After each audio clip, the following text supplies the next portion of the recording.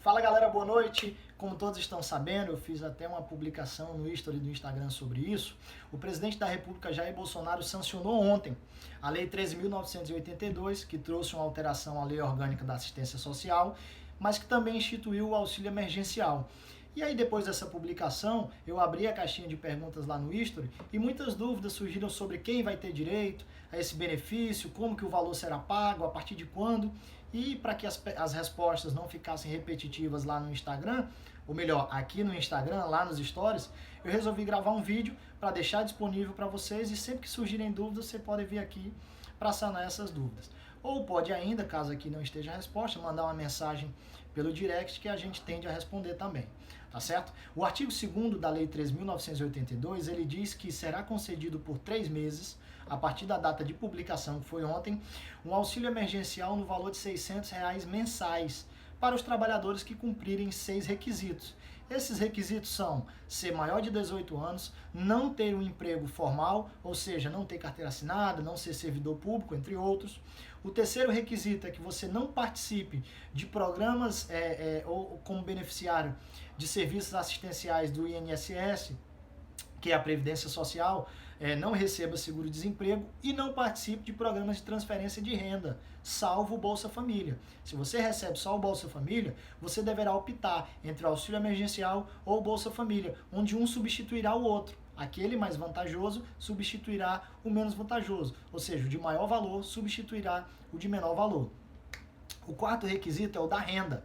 A sua renda per capita dentro da sua família não pode ser maior do que meio salário mínimo. E ainda, a renda bruta da sua família não pode ser maior do que 3 salários mínimos. O que isso quer dizer? Que somada a renda da sua família, de todos os moradores, de todos os membros daquele grupo familiar, e dividido pelo número de membros, esse valor não pode ser superior a meio salário mínimo. Isso é a renda per capita. Ou ainda, caso a sua família seja muito numerosa, a renda bruta familiar não pode ser superior a 3 salários mínimos. O quinto requisito, ele fala sobre a sua renda no ano de 2018. Você não pode, durante o ano de 2018, ter recebido rendimentos tributáveis superiores a R$ 28.559,70. O que isso quer dizer? A sua renda durante todo o ano de 2018, durante os 12 meses, não pode ter sido superior a R$ 28.559,70.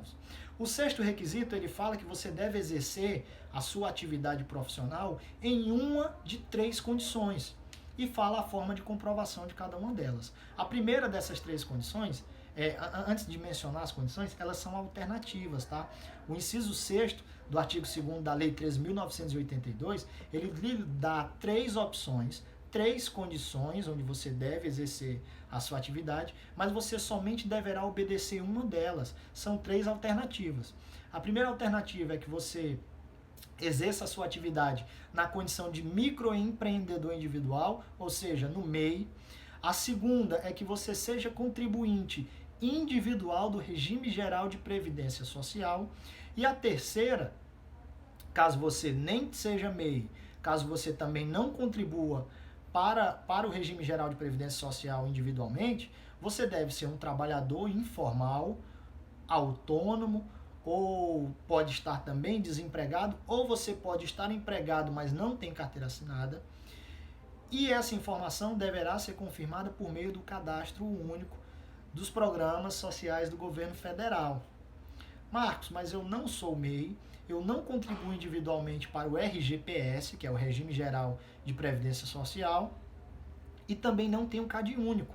Como é que eu faço? A lei ela abre a possibilidade de você não tendo essas condições, mas você sendo um trabalhador informal, obedecendo os outros 5 requisitos, você preencha uma autodeclaração e comprova aquela informação. O cadastro único, no caso, ele serve para confirmar aquilo que você alega para você conseguir o benefício. Quais essas alegações? A questão da renda per capita, que é o 4º requisito, a questão de você ser efetivamente um trabalhador informal, o cadastro único ele serve para verificar a veracidade dessas informações.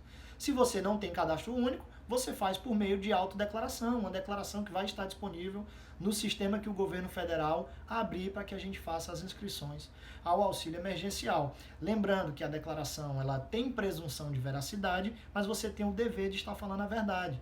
Você não pode mentir naquela declaração sobre as penas da lei, certo? Esses são os 6 requisitos previstos na lei. Algumas condições, 4 condições, merecem ser abordadas. Quais são? A primeira é que somente 2 pessoas do grupo familiar poderão receber esse auxílio. Independente de quantas pessoas tenham na sua residência, independente de quantas delas preenchem os requisitos, somente 2 pessoas poderão ter esse benefício.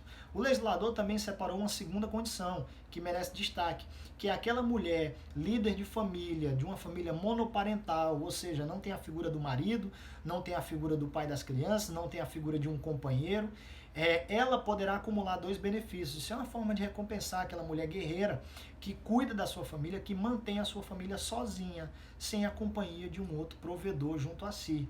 Ela poderá acumular 2 benefícios, certo? Mais 2 considerações devem ser levantadas.